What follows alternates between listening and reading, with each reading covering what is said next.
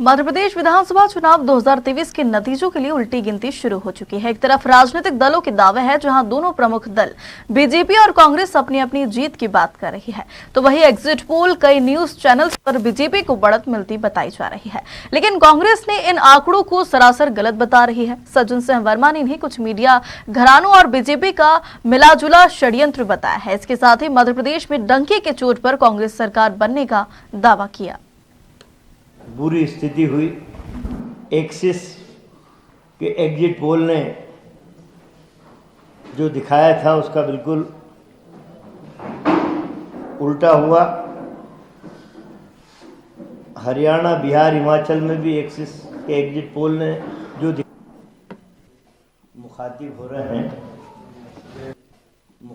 रहे हैं बहुप्रतीक्षित था और हम लोगों के साथ साथ आपको भी पता था कि किस तरह का एग्जिट पोल आएगा।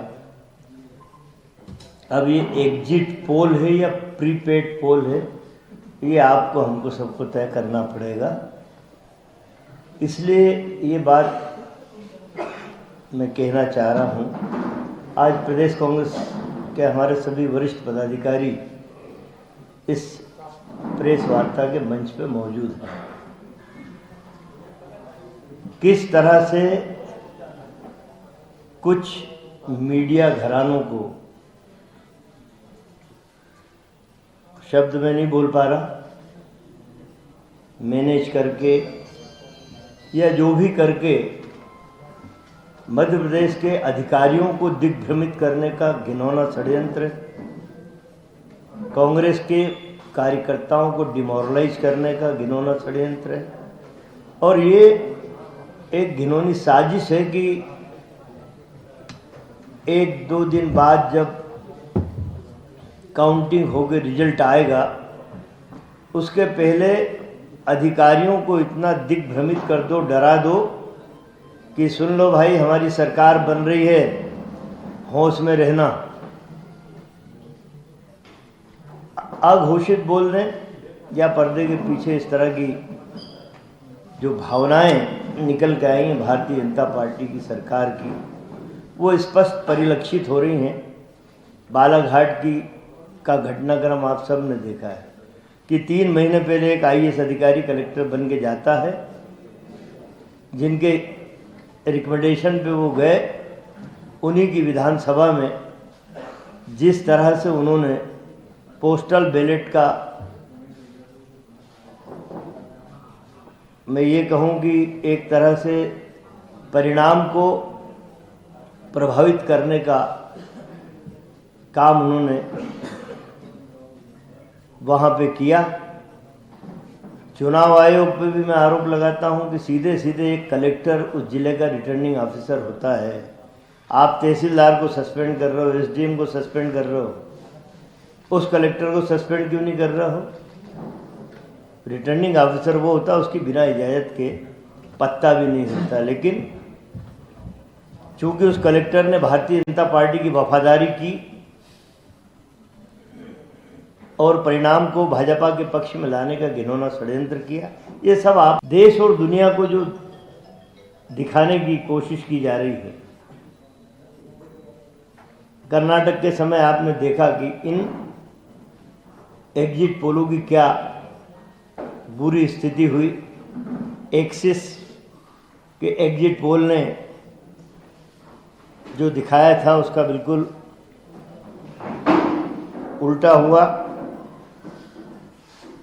हरियाणा, बिहार, हिमाचल में भी एक्सिस के एग्जिट पोल ने जो दिखाया था बिल्कुल उल्टे परिणाम आए।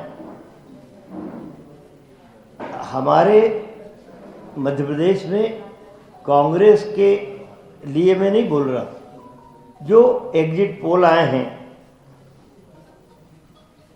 आप टाइम्स नाउ की बात कर लें, ABP न्यूज की बात कर लें, भास्कर की बात कर लें, और 3-4 हमारे लोक पोल वाले, उनका कर्नाटक में भी सही आया था।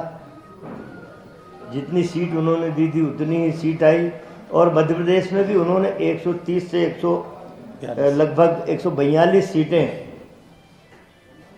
कांग्रेस के पक्ष में बताई हैं। कुल मिला के मेरा कहने का तात्पर्य ये है कि इस तरह दिग्भ्रमित करके भारतीय जनता पार्टी अधिकारियों को भी डराने का काम कर रही है और हमारा कार्यकर्ता कांग्रेस का हतोत्साहित हो, पर वो नहीं हो पाया। उन तक मैसेज है, क्योंकि वो फील्ड में चुनाव लड़ा था, उसने अपनी आंखों से आम जनता की बॉडी लैंग्वेज देखी है, कांग्रेस के पक्ष में उसने वोट गिरते हुए देखे हैं। इसलिए हमारे लिए ये जरूरी हो गया था कि हम अपने पत्रकार साथियों से मुखातिब हों, अपनी बात रखें। अभी मैं, जैसे भाई ने कहा कि हमारा आज तक का था, भास्कर अखबार की उन लोगों ने हमारे बारे में, उनके सर्वे में कांग्रेस सरकार बना रही है, लेकिन आज सुबह के समाचार पत्रों में उसी के नीचे हेडलाइन है कि बीजेपी की सरकार बन रही है। ये मेरा आरोप नहीं है, पर चूंकि भारतीय जनता पार्टी दिल्ली से लेके राज्यों की राजधानी तक इस तरह का घिनौना षड्यंत्र करती है, इसलिए मैं आपसे अनुरोध करता हूं कि जो सही चित्र इस मध्य प्रदेश की राजनीति का है और आपने खुद फील्ड में घूम के देखा है, उन बातों को जरूर आम जनता तक पहुंचाना चाहिए। अब हम लोग कहीं खड़े होकर बात कर लेते तो वो नहीं पहुंच पाती, इसलिए कांग्रेस के इस दफ्तर में आपसे चर्चा करना आवश्यक थी और मुझे पूरा विश्वास है कि आप हम लोगों के साथ न्याय करेंगे। वर्तमान राजनीति के परिप्रेक्ष्य में जो सही है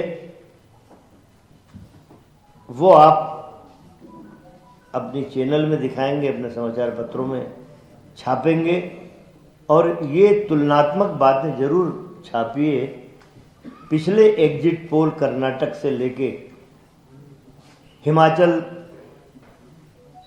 में जिस तरह के एग्जिट पोल आए थे, उनका उल्टा परिणाम आया, वहाँ भी कांग्रेस की सरकारें बनी हैं।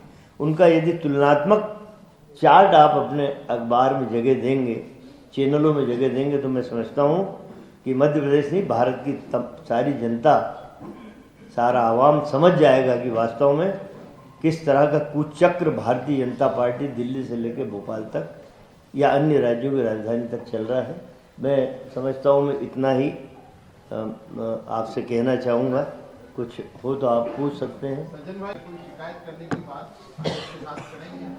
देखिए, जब मैंने अभी आपसे कहा चुनाव आयोग के बारे में कि एक तहसीलदार को सस्पेंड कर देते हैं, एसडीएम को सस्पेंड कर देते हैं, सीधा उत्तरदायी उस बालाघाट जिले का कलेक्टर है। आप स्टेप बाय स्टेप चल के मसले को नॉर्मलाइज करने की कोशिश कर रहे हैं, तो अब आप कैसे उम्मीद करेंगे? क्या दिमनी विधानसभा मुरैना की, वहाँ गोलियां नहीं चली क्या? इंदौर में तलवारें नहीं चली क्या?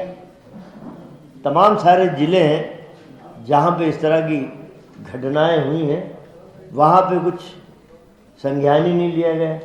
अब एक अलग ढंग से अब सरकार 3 तारीख को पता चल जाएगा, सरकार बन रही है और कांग्रेस की बनेगी। डंकी की चोट पे मैं मध्य प्रदेश कांग्रेस कमेटी के इस प्लेटफॉर्म पे बैठ के बोल रहा हूँ, सरकार बनेगी, दमदारी से बनेगी। और अब जो बिकने वाले विधायक थे, उस जमाने में बिक गए, वो विधायक नहीं थे, वो बंधुआ मजदूर थे। राजा महाराजा के कोई गाय चराता था, कोई उनकी कार चलाता था, कांग्रेस के नाम पर उनको टिकट दे दी गई थी, कांग्रेस के प्लेटफॉर्म पे जीत के आए थे। अब वैसी स्थिति नहीं है, बहुत मजबूत और दमदार सरकार है।